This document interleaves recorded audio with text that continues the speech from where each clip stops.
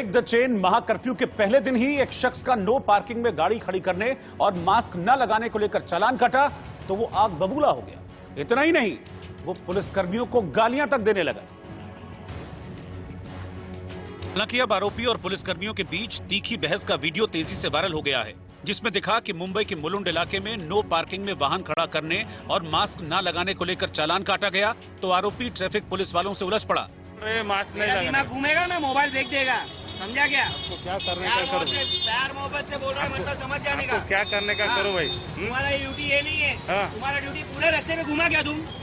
तुम पूरा रास्ते में घुमा क्या? फाइन ले रहे, पूरा फाइन ले रहे। फाइन नहीं लिया तुम? क्यों नहीं बोलता है तुमको? अरे पूरा मेरे रिकॉर्ड है मेरा। ब्लैक टिंटेड कार जाएगा, तुम्हारा फट जाता है।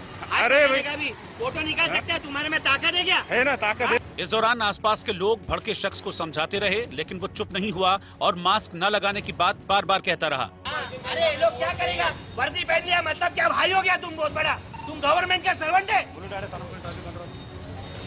तुम काय का सर्वेंट है गवर्नमेंट का?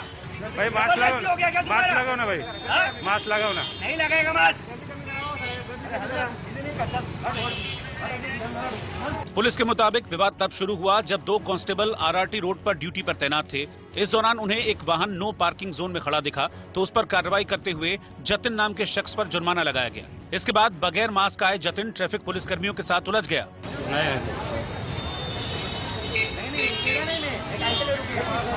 हालांकि बहस करने के बाद आरोपी वहां से भागने की कोशिश कर रहा था, लेकिन उसे पकड़कर पुलिस के हवाले कर दिया गया और उसके खिलाफ एफआईआर भी दर्ज कर ली गई। हालांकि बाद में उसने अपनी गलती मान ली।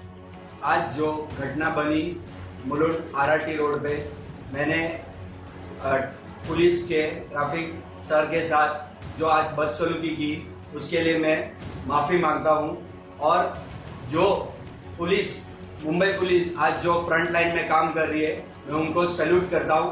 और जो भी सर को जितना खराब लगा हो, उनको मैं तहे दिल से फिर से माफी मांगता हूं। दरअसल मुंबई में ब्रेक द चेन कर्फ्यू के पहले दिन पुलिस ने सख्ती की और कई लोगों के चालान काटे। इस दौरान कई लोग इसी तरह से पुलिस से उलझते दिखे। उत्तर प्रदेश में कोरोना से बिगड़े हालात काबू से बाहर होते जा रहे हैं। इसे देखते हुए योगी सरकार ने पूरे उत्तर प्रदेश में संडे को लॉकडाउन लगा दिया है, यानी रविवार को पूरा प्रदेश बंद रहेगा। हालांकि इस दौरान इमरजेंसी सेवाएं जारी रहेंगी। रविवार को लॉकडाउन के दौरान हर जिले में बड़े पैमाने पर सैनिटाइजेशन का काम किया जाएगा। वहीं योगी सरकार ने मास्क नहीं लगाने वालों पर सख्ती बढ़ा दी है। मास्क नहीं पहनने पर पहली बार अगर कोई पकड़ा जाएगा तो उस पर 1000 का जुर्माना लगेगा, और अगर वो नियम तोड़ता हुआ दूसरी बार पकड़ा जाता है तो फिर 10,000 रुपए का जुर्माना देना पड़ेगा। अब गवर्नमेंट ने जो मास्क पे चालान 100 रुपया होता था, उसको अब 1000 रुपया कर दिया है और दोबारा न पहनने पे 10,000 रुपया कर दिया है। सभी को सूचित किया जाता है कि यदि आप मास्क नहीं पहनेंगे और पकड़े जाते हैं तो 1000 रुपये का सम्मान शुल्क आपसे वसूला जाएगा, और दोबारा अगर ऐसा होता है तो 10,000 रुपया देने पड़ेंगे। ये इसलिए किया गया है कि लोग डरे। योगी सरकार के मास्क पर भारी भरकम जुर्माने के ऐलान के बाद गाजियाबाद में पुलिसकर्मी एक शख्स को मास्क न लगाने पर जबरन गाड़ी में उठाकर बिठाने लगे। मामला गाजियाबाद के लोहिया नगर इलाके का है।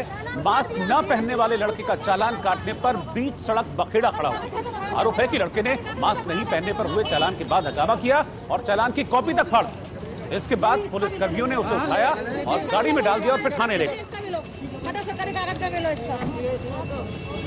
चालान ही फाड़ दिया। चालान फाड़ दिया। चालान फाड़ दिया, देना चाहिए दूसरों में चालान फाड़ दिया। सरकारी कागज कैसे फाड़ देना है? सरकारी कागज कैसे फाड़ देना है? यही इसका भी ले लेना है। हाँ ले इसका भी लो, फटा सरकारी कागज का भी लो इसका। कितना ड्रिंक कर रखे मैडम? ड्रिंक कर रखे, इसका भी लो भैया। चलो मैडम, अरे आप बंद करो इसका। इसका मेडिकल होगा। मेडिकल नहीं, इसका ले लो भैया, फटा सरकारी कागज का लो। इसका फोटो ले, फाड़ा है मैम। राजस्थान में कोरोना को काबू करने के लिए तमाम सख्तियां काम नहीं आई तो सरकार को आखिरकार वीकेंड लॉकडाउन की तरफ बढ़ना ही पड़ा है। गहलोत सरकार ने आज शाम 6 बजे से सोमवार सुबह 5 बजे तक लॉकडाउन लगाने का फैसला किया है। लिहाजा वहां शाम 5 बजे से ही दुकानदारों को दुकानें बंद करने के निर्देश देते हुए पुलिस वाले दिखाई दिए।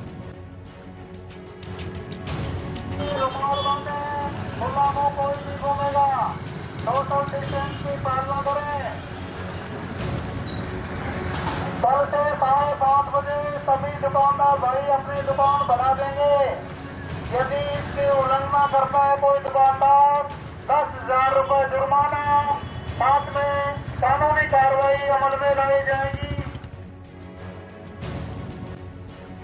वहीं मुंबई में ब्रेक द चेन मुहिम के दूसरे दिन समंदर किनारे मरीन ड्राइव पर दूर तक सन्नाटा पसरा दिखा, जिसकी तस्वीरें हैरानी भरी हैं, क्योंकि आम दिनों में मरीन ड्राइव पर लोगों की भारी भीड़ रहती है।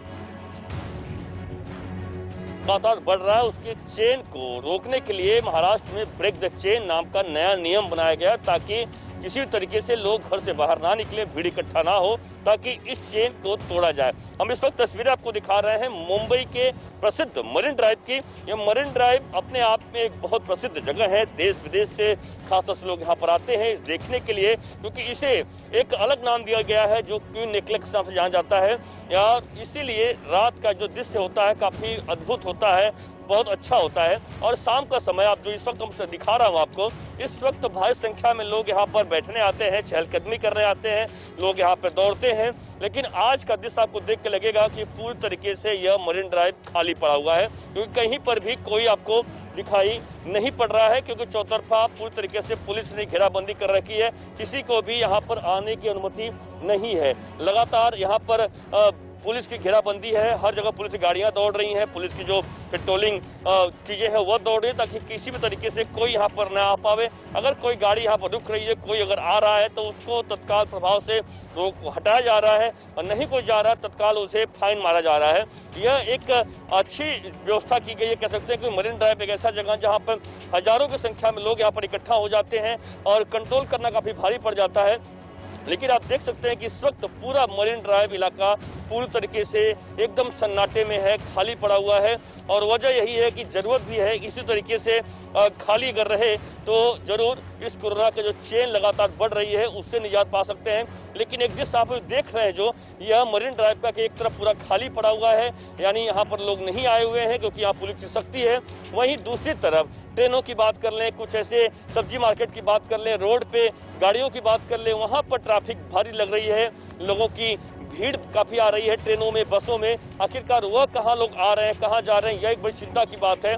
और यही कारण है कि इस कोरोना की महामारी को अगर रोकना है तो सभी की जो सहयोग काफी जरूरी होगा, और उन लोगों को जरूरत ना हो तो घर से बाहर ना निकले। यह लगातार मैसेज दिया जा रहा है, मास्क लगाएं, तमाम नियमों का पालन करें, तभी इस महामारी से निजात पाया जा सकता है। वरना लगातार इसका दिन जो कह सकते हैं कोरोना के मरीज हैं वो दिन पर दिन लगातार बढ़ते जा रहे हैं। गुजरात में अहमदाबाद रेलवे स्टेशन को सैनिटाइज किया गया। गुजरात में अहमदाबाद रेलवे स्टेशन पर सैनिटाइजेशन का खास अभियान चलाया गया। यहाँ रेलवे स्टेशन की सभी ऐसी जगहों को सैनिटाइज किया गया जहां लोगों की ज्यादा आवाजाही रहती है। सीबीआई के पूर्व डायरेक्टर रंजीत सिन्हा का दिल्ली में निधन हो गया। रंजीत सिन्हा गुरुवार को कोरोना टेस्ट में पॉजिटिव पाए गए थे।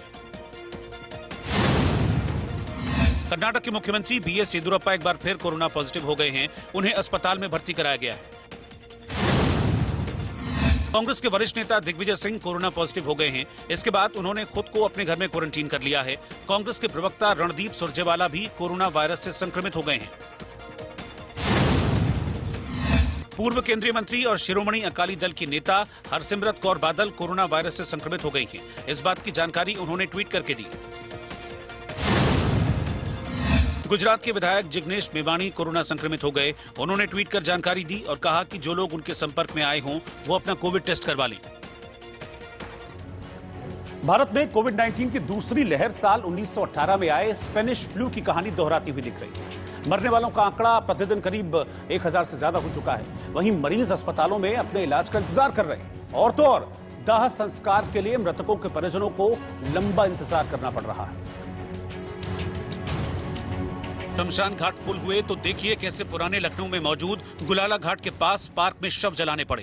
लिहाजा देखिए कैसे पूरा पार्क जली हुई चिताओं से पट गया। गुलाला घाट है और आप देख सकते हैं ये जो है पूरी तरह से चिताओं से लगभग पट चुका है। लाशों की संख्या है वो इतनी ज्यादा हो चुकी है कि अब उन्हें घाटों पर जगह नहीं मिली तो उन्हें यहाँ बने एक पार्क में जलाया जा रहा है। और आप संख्या देखिए इनकी। भोपाल के भदभदा विश्राम घाट प्रबंधन समिति का दावा है कि पिछले 24 घंटों में करीब 100 कोरोना संक्रमितों के शवों का अंतिम संस्कार किया गया है और शव लगातार बढ़ते जा रहे हैं। नजर आ रहा है इस समय हम भदभदा विश्राम घाट में खड़े हुए हैं और आप देख सकते हैं कि यहाँ की ये वो तस्वीर है पिछले 24 घंटों में 100 से अधिक जो है संक्रमित मरीजों की डेड बॉडी का यहाँ पे अंतिम संस्कार हुआ है। अब अगर हम चारों तरफ अपनी नजरें दौड़ाएं तो यहाँ पे सिर्फ डेड बॉडी और चिता ही नजर आएंगी। हम गिनती नहीं कर सकते, अगर गिने तो आप देख सकते हैं 1 2 3 4 5 6 7 8 ऐसे हमें 88 90 100 तक ये आंकड़ा है यहाँ पे गिनना पड़ेगा। लेकिन ये तो भदभदा की स्थिति है।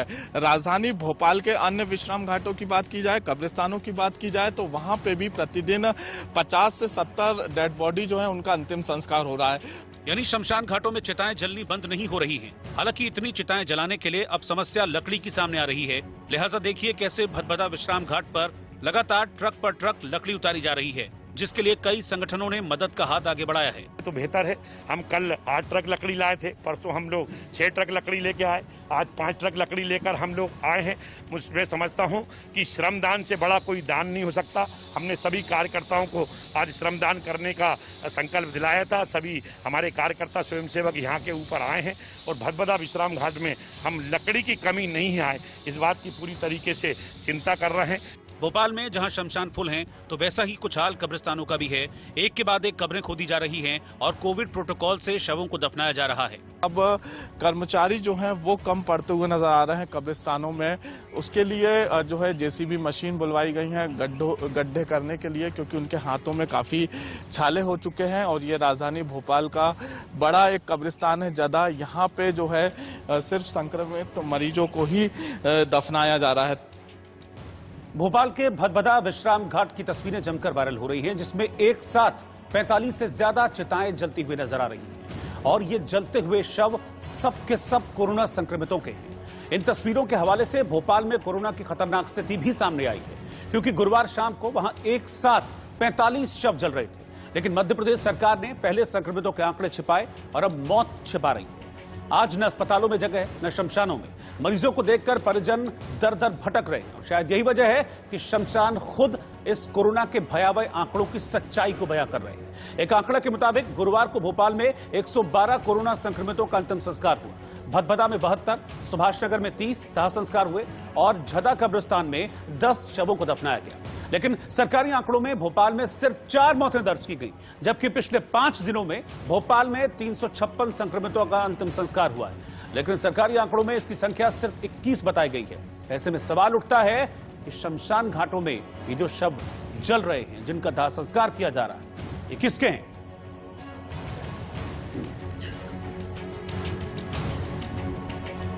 कोरोना वायरस के बढ़ते संक्रमण के बीच दुनिया के प्रमुख हेल्थ रिसर्च जर्नल लेसेंट ने एक बड़ा दावा किया है। हम लगातार देख रहे हैं कि कोरोना के मामले बढ़ रहे हैं। इसको देखते हुए ये बड़ा दावा किया गया है और कहा गया है कि कोरोना वायरस हवा के जरिए तेजी से फैल रहा है। 3 देशों के एक्सपर्ट्स को भी इस बात के पुख्ता सबूत मिले हैं।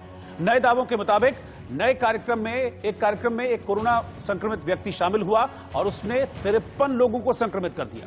स्टडी में पता चला कि कई लोग तो आपस में संपर्क में भी नहीं आए थे और न ही उनमें मुलाकात हुई थी।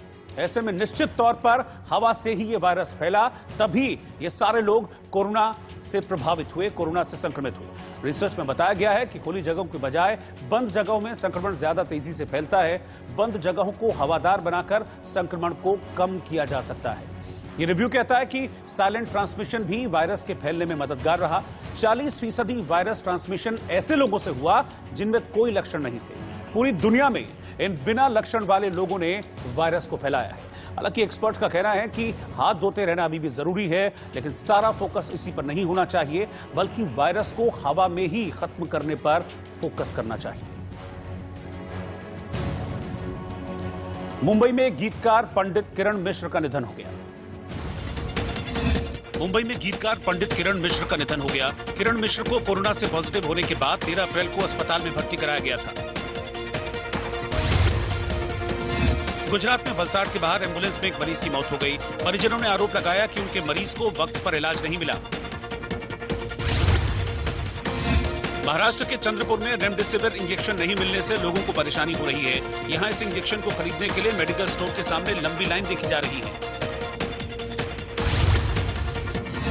मुंबई में महाराष्ट्र के पूर्व सीएम देवेंद्र फडणवीस ने कोरोना वैक्सीन का दूसरा टीका लगवाया। राजस्थान के अजमेर में कोरोना के बढ़ते केस के बाद ब्रह्मा मंदिर और अजमेर शरीफ दरगाह बंद कर दिया गया।